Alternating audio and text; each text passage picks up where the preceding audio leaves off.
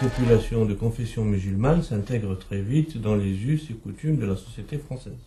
Absolument, elle s'intègre autant que faire se peut, si l'on s'en tient aux données liées à la religion. Il y avait un blocage vis-à-vis de la naturalisation, surtout chez les Algériens. Pour des raisons religieuses, pendant la période coloniale, la naturalisation était considérée comme une sorte d'apostasie. Et jusqu'aux années 80, à la fin des années 80, vous aviez des Algériennes, des mères de famille, qui étaient scandalisées de voir leur fille ou leur garçon acquérir la nationalité française parce qu'elles avaient hérité de la mentalité de la période coloniale.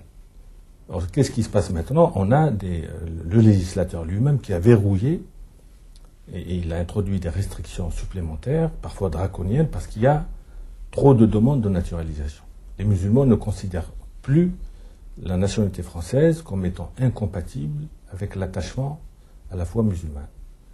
Et on a de facto un islam qui est parfois piétiste, ritualiste, attaché à la ferveur religieuse, et dans le même temps, il a accepté le cadre laïque qui n'est pas le même que celui des États musulmans d'origine.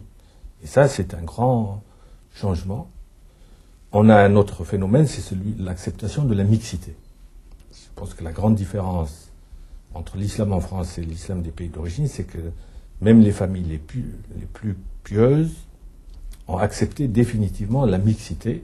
La mixité à l'école, la mixité dans le travail. À la maison, les mariages, et les mariages mixtes, y compris ceux qui ne sont pas acceptés par le droit musulman. Maintenant, il y a une visibilité de ces mariages.